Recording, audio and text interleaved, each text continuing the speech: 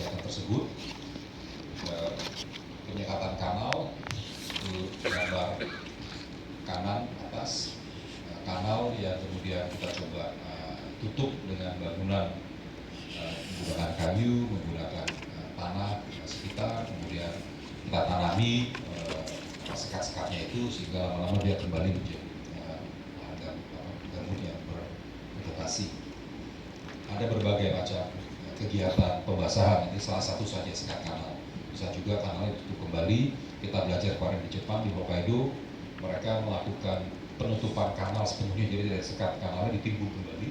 Itu untuk kanal sepanjang 2 km butuh 10 tahun, bukan main makanya. Kalau saya hitung luasnya paling kira-kira 300 hektar. Sementara kami Indonesia memiliki program restorasi yang ini namanya world record, ya, perlu masuk Guinness World Record, 2 juta dalam 5 tahun. Jepang kerja di satu provinsi 10 tahun 300 hektar. Yang kedua, kegiatan revegetasi. Nah, kita yakini dengan tadi tanaman-tanaman baik dari litbang pertanian, litbang kehutanan yang bisa tumbuh dengan baik di lahan gambut yang basah, bukan lahan yang kering, dan dengan ekonomi kita akan buat banyak pilot di berbagai daerah sesuai dengan potensi, sesuai dengan aspirasi masyarakat dan juga akses pasar untuk bisa meyakinkan masyarakat bahwa kalaupun gambutnya yang rusak itu kita restorasi bersama, tetap bisa memberikan kehidupan bagi masyarakat. 2 dan 3. Nah, slide selanjutnya, ini tanaman kami memang berpendapat tanaman kelapa sawit atau tanaman akasia tidak cocok dengan gambut. Mereka cocok sekali ditanam mineral, bagus sekali, penting sekali. Tapi untuk dengan gambut tidak begitu cocok karena tanaman ini umumnya membutuhkan air tanah yang agak rendah, 60 cm, 70-80 cm di bawah permukaan tanah. Sementara kalau air gambutnya berada di 70 cm, 80-90 cm di bawah tanah, itu resiko kebakarannya jadi tinggi karena terlalu kering nanti lapisan gambut yang berada di atas. Kita inginkan airnya itu tidak usah sampai dibanjiri, tapi mungkin 20-30 cm di bawah permukaan. Kalau air tanah bisa 20 cm di bawah permukaan, efek kapilaritas dari air naik ke atas itu bisa membuat tetap lahan gambut yang lapis yang di atas itu tetap lembab. Jadi kalau musim kemarau ada yang lempar obor pun tidak akan terbakar. Nah, tanaman apa yang bisa tumbuh di lahan gambut yang kurang lebih lembab tersebut? Tadi yang saya sampaikan ada sagu, ada pule, ada meranti gula nirem, ada kopi, kayak kopi liberica, kopi khusus namanya ini, ada jelutung, ada ramin dan seterusnya. Ini yang kita ingin coba mobilisasi untuk ditanami dan kita akan mendekati masyarakat atau perusahaan untuk pelan-pelan berubah tanamannya. Kegiatan kelima merupakan zonasi. Presiden memerintahkan bahwa memang daerah-daerah gambut yang masih bagus, yang memiliki fungsi hidrologis maksimum harus dijadikan daerah lindung, tidak lagi dibudidayakan, dan ini akan kita petakan semua dengan peta yang detail. Kami sekarang memang sudah punya peta gambut, tapi skalanya 1:250.000. Peta ini bagus, tapi memang kita berbicara perencanaan nasional. Ketika kita berbicara sampai perencanaan kerja tingkat kabupaten atau bahkan tingkat bentang alam, landscape, kita butuh peta yang lebih detail. Itu bahkan sampai 1:2000 pada arah tertentu. Kalau tidak, kita harus punya peta 1:40.000. Ini juga merupakan kegiatan kami. Kami bekerja sama dengan BIG, Badan Informasi Geospasial, dengan LAPAN, dengan Kemen LHK, Kementan, Universitas, tim teknis yang kami bentuk untuk membantu membuat pemetaan detail. Kita sangat berharap setelah 5 tahun BLG beroperasi, semua daerah gambut yang penting sudah ada peta sampai 50.000, itu bisa menjadi bahan salah satu peta tematik untuk One Map Policy dan juga membantu perencanaan pembangunan wilayah di kabupaten atau provinsi. Jadi itu juga bermanfaat bagi kami. Selanjutnya, Ini anggaran 2016 kami yang sedang kami usulkan dan diskusikan bersama Dirjen Anggaran di Kementerian Keuangan, total 70 M. Kegiatan terbesar memang ialah kegiatan fisik nomor 2, 28 M dengan sumur bor. Saya ingin sampaikan sedikit, sumur bor itu telah kita tes uji coba di 2 kabupaten, di Pulau Pisau, Kalteng, dan di Ribu Panjang, Kampar. Sangat efektif, Bapak-Bapak yang terhormat. Ketika kemarau, gambut terbakar, sumber air berupa di kanal ataupun sungai itu umumnya sangat minim, ataupun kalau sungai ada jauh sekali, jadi harus menggunakan damkar, mobil damkar bolak-balik, itu butuh waktu, atau sumber air dekat di kanal kering. Ketika saat inilah biasanya satu-satunya harapan hanya dengan heli udara pemadaman. Dengan heli kita tahu mahal sekali. Yang kedua, tidak terlalu efektif, betul Pak? Mahal dan tidak mungkin. Iya. Jadi betul sekali Pak. Sampai raja seluruh Indonesia suruh padamkan. Saya berarti jadi anggota DPR. Kalau saya padamkan.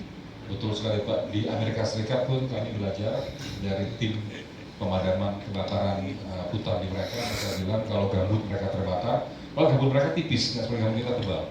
Kalau sudah terbakar parah, yang bisa padamkan hanya musim semi Pak. Kita masih beruntung musim hujan turun di bulan 11 itu ya.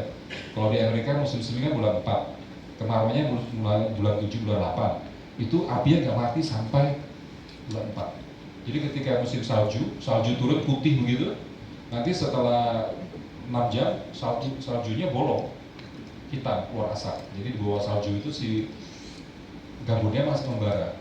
Jadi ketika musim semi semua salju mencair, baru apinya mati. Jadi penerbangan kalau untuk gambut susah, jadi harus ada tim darat. Nah ketika ada tim darat kan airnya dari mana? Nah dengan uji coba kami dengan sumur bor, kita membuat sumur kedalaman 20 meter kalau di Kalteng atau di Riau, di Kampar itu dapat sumber air 4 liter per detik, dipompa, tarik ke atas dengan pompa yang harganya hanya 4 juta, itu nggak mahal, itu bisa memadamkan. Sudah dites oleh masyarakat peduli api binaan LHK, itu kalau kebakarannya terdeteksi dari awal, langsung datang tim dengan datang tim sumur bor ini. Kebetulan kalau apinya tidak jauh dari sumurnya itu hanya 1,5 jam Pak, apinya sudah padam.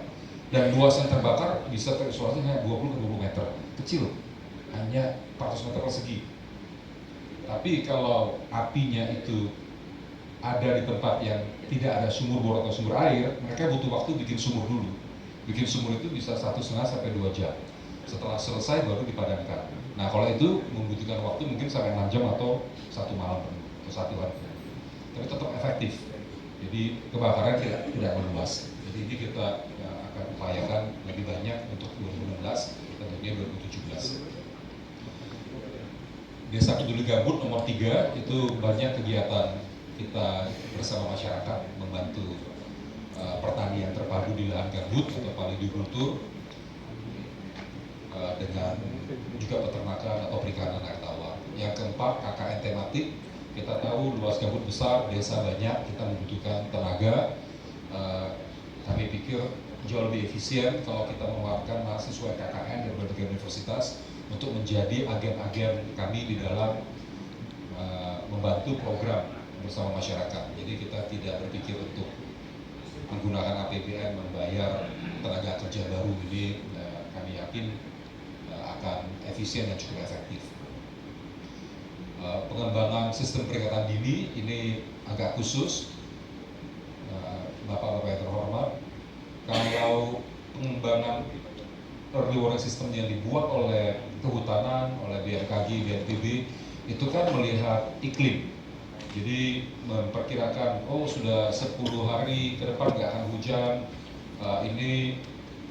dan sudah 10 hari kemarin tidak hujan, jadi sudah masuk daerah bahaya. Itu bagus sekali, dan akan kami lengkapi lagi dengan keadaan gambutnya Pak.